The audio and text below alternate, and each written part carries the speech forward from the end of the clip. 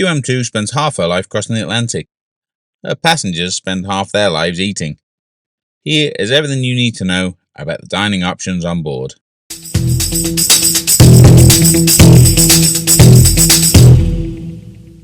Okay, the Britannia dining room is the main dining room for the vast majority of passengers. It is by far the nicest dining room on the ship, possibly in the universe.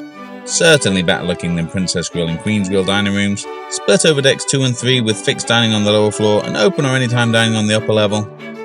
In real life, I'm a pretty antisocial guy. I travel solo and I basically hate everyone. But for reasons unknown, my preference on ships is to dine at a large, shared table, traditional dining, early sitting. I don't cause any drama if that's not available, but I have noticed that food is 17% less delicious on a small table or at second sitting, 29% less up on the open dining level. Although, from up there it is fun to flick peas at the people in the cheap seats. Depending on your appetite and waist size, there's a choice of up to 5 courses per evening. 6 if you consider cheese course to be after pudding, like a normal person. You can also ask for multiple dishes of any course if you wish.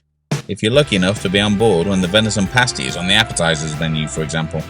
I had 3 of these one evening, and the following evening the waitress brought me a 4th that she'd saved. Yay! In times gone by, I would have thought that she was flirting, because I used to be very, very beautiful, so she probably would have been. But these days, I'm what a charitable person might call interesting looking, so she was definitely just being kind. If you were going for maximum courses, then you can have an appetizer, a soup, a salad, a main, a pudding and a cheese course. You can't really go off menu in the Britannia dining room, but they will make reasonable adjustments. I eat a lot of protein, so I often ask for extra meat, and it's never a problem. Take a look at this glorious mountain of beef, for example. It's quite a common complaint, a valid one, that portion sizes have gotten smaller. And they have, but if you want more, just ask for more. Just don't ask for extra food and then waste it. The food in the main dining room has always arrived in good time and at a decent temperature. Not always hot like lava, but perfectly fine. It's mainly decent quality, cheese plates are often a bit feeble, and I would have no problem dining there for every meal.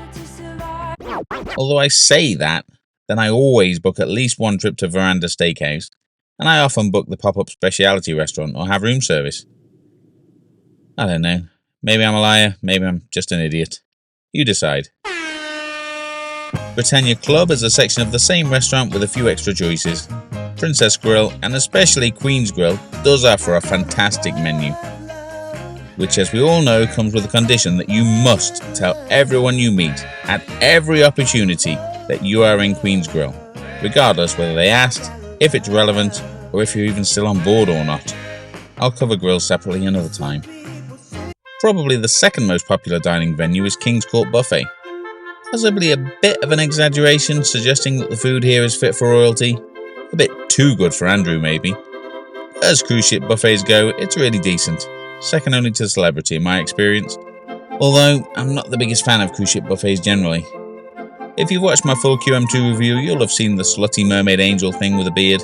But if not, then, well, here it is. QM2 is keeping the pointless ice sculpture alive, which I'm pleased about. I know it sounds like I don't like them, because I describe them as pointless. People often think that I don't like new build houses because I describe them as Lego. But I would love to live on a Lego housing estate with hundreds of identical Lego houses, driving a Lego car. And haircuts would be much faster. The food in here has always been fresh and tasty. Breakfast is probably the busiest meal of the day here. You'll find all the usual, bacon, sausages and eggs and all of that if you want to cook breakfast. There's loads of fresh fruit, yogurt, cold cuts, cheeses, pastries, blah blah blah blah blah. You know what's in a breakfast buffet. The omelette station is always rocking, and there's also waffles and French toast if you like pudding for breakfast. I do. It's amazing that I don't have diabetes. If you're in the mood for something faster and more casual than the main dining room, but less frantic than the buffet, the Carinthia Lounge is the connoisseur's choice. Also on deck 7, sort of the front bit of the middle. The range on offer is small, but it's good quality, and you'll find things like eggs benedict, corned beef hash, whatever the fluff that is, salmon and cream cheese bagels, fruit plates, cereals, pastries. These cream-filled donuts are incredible if you like pudding for breakfast. I do. and it is amazing that I don't have diabetes. At lunch especially, it is worth a visit. There'll be dishes available that are not in the main dining room or the buffet. If you think of the kind of stuff you can get at your local artsy independent coffee shop, you'll be about right. Tapas style dishes, toasted sandwiches, tuna niçoise, mac and cheese with stuff in it, that kind of thing. And there's always a selection of cakes and sweets. It's all presented nicely and the atmosphere is calm and relaxing. Unless you happen to be hungry at quiz time, then Harry, Gary and Sally will be arguing about who was the original singer of Genesis.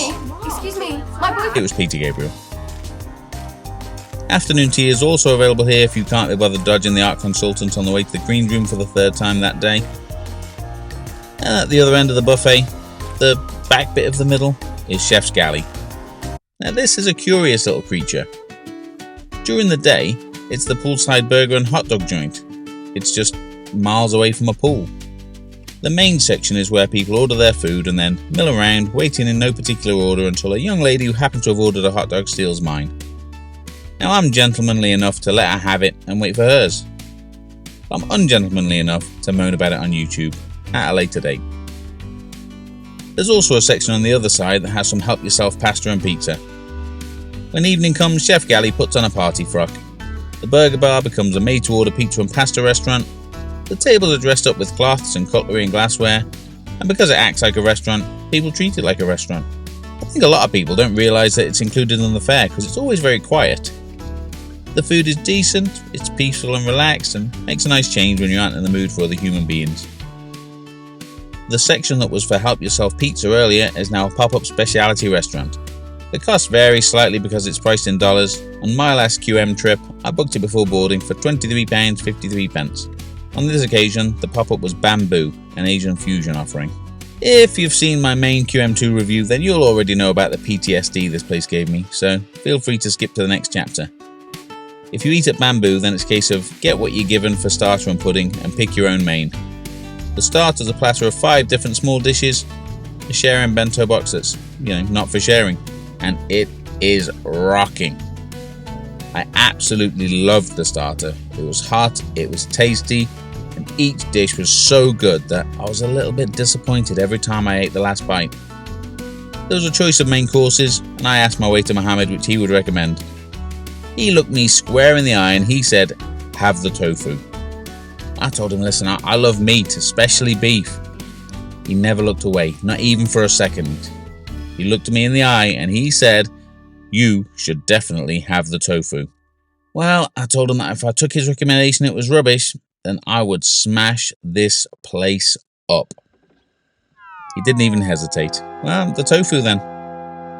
When the tofu arrived, it looked good. I tasted it and it was absolutely unbelievable. In that, I could not believe Mohammed had let me put this bullskip in my mouth.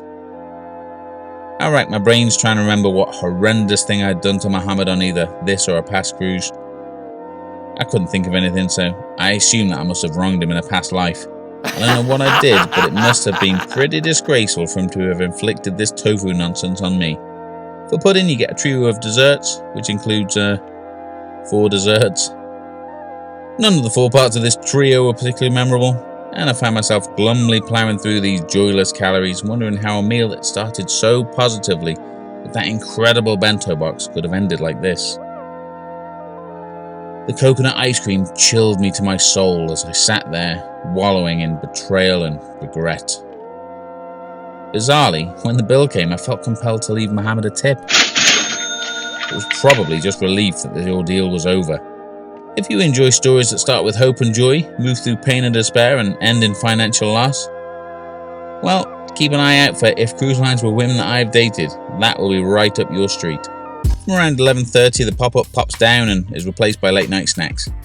There's always a few hot options, some kind of curry, a stew or meat in sauce and some vegetables, sandwiches, puddings, cheese and biscuits, which is often my choice, and some awful soggy cookies and hot chocolate. The Golden Lion is the faux British pub, which you'll find down on deck 2. The food is exactly what you'd expect. Fish and chips, a ploughman's, chicken tikka masala, some kind of pie. There are some pay extra options, which it wouldn't even occur to me to try. One's a burger, and there are perfectly good burgers available in Chef's Galley that are included in the fare, And another is a cheese toasty. A cheese fluffing toasty in exchange for real extra cash money. Bizarre. I don't go as wild for the food in here as many seem to, but I do always try to get there for lunch once per trip, and I always go for fish and chips and a sticky toffee pudding. Hyacinth and her buddies set up camp by late morning, so be early if you want to get a seat, especially on a sea day. It does open on embarkation day, and if you don't get an early boarding time, then it's actually a lot less chaotic than the buffet. At the other end of the pay extra scale from a cheese toasty is the Verandah restaurant. This is a steakhouse. One of my many little quirks is that on land I will never go out for a steak. I can cook a good steak and I'm a moron. If I'm paying a chef, then I want them to chef something up for me. But if I'm on a Cunard ship, then I will never not go to Verandah. A place where loads of lovely food is included and a steak can be had by paying extra. Don't know why. I also almost always have exactly the same meal. Now, I don't have caviar in the house. I'm just not that guy. But I always start a meal at Verandah with caviar. It's the taste that I enjoy, let's be honest. Caviar is pretentious nonsense that tastes very mildly of salt. Basically a bag of Walkers. It's not the flavour. I'm actually all in on the pretentious nonsense. I like the way the waiter carries it to the table like it's a nuclear bomb, and the ceremony of them opening and presenting it at the table. The mother-of-pearl spoon and the flat-packed accompaniments. I particularly like that Cunard serve it with chips. I mean, fish does go with chips. I'll follow that with asparagus and hen's egg. I don't know why they call it a hen's egg and not just an egg. Whatever, it's fine. You then have the utterly pointless moment when your waiter will present you with a canteen of steak knives for you to choose from. And I've seen people deliberate for 2 or 3 minutes over which one to choose, as if they're selecting which weapon they'll carry into a duel. They're just steak knives. Act like a normal human being and say, yeah, whichever. My main is a ribeye steak with bone marrow, broccoli and onion rings, some horseradish, some béarnaise sauce, and I pay a little bit extra to add a lobster tail. For pudding, the only choice worth making is the Rum Baba. This includes tableside preparation, which is a bit of an exaggeration. If you get the right waiter, then you'll be treated to a bit of a pirate tale about rum. If not, they'll just say, which one do you want? And pour a shot over the sponge cake.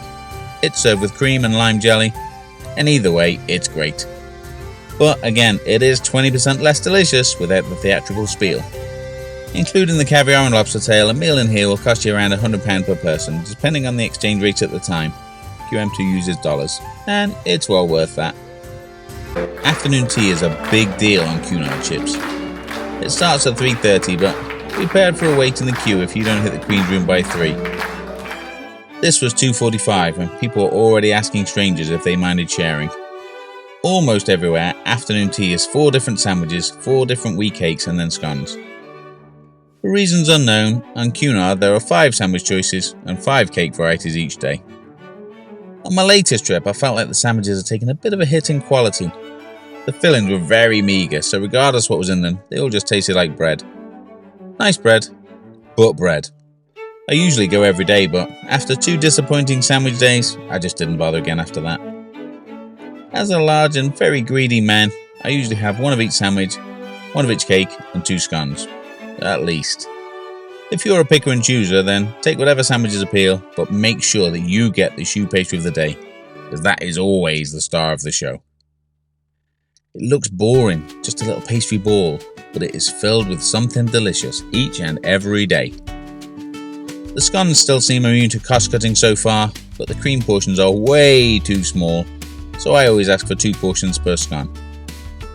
I personally like jam then cream, but my particular variety of tediousness doesn't really care which way around you make your scones, so feel free to do it the wrong way if you want. Of course you can always get afternoon tea in the buffet, but why would you? This, supposedly, is the Boardwalk Cafe. I don't know how many times I've been on QM2 now, definitely more than a dozen, and this place has never ever been open. Maybe it still does open now and then, who knows. Whatever, I wouldn't eat here anyway. It's right next to the kennels and the lamppost and fire hydrants are there for dogs to pee on. Some people think this is cute. It is not cute. It is gross. No wonder they never opened this food outlet. If you'd like a burger pee-free, then just have a walk down to deck 7. And if not, well, I mean, you'll still have to go to deck 7 because this place is always closed, but I suppose you could just pee on one yourself. If you like the idea of pee being taken, then you can also have room service, which despite being included in the fare when I booked, had been changed to pay extra by the time I boarded. So for that reason, I'm going to blitz through it very, very quickly. Breakfast is still included. I ordered enough for 3 people and I was full long before it was finished, but I still got through it because I am not a quitter. It arrived hot and on time, nothing outstanding, but certainly no complaints. Burgers and club sandwiches and all that kind of stuff are available too, and the cost is so small that it will only bother you if you're incredibly childish, which I am. If that has made you hungry, go make a snack and browse the internet for your next voyage. And if it hasn't, well, if you've ever been on a cruise ship, then you know being hungry is completely irrelevant. So grab a snack and a laptop too. If you haven't seen my full QM2 review, then go and take a look. Another cruise tube, same time next week. QM2 dining options, done.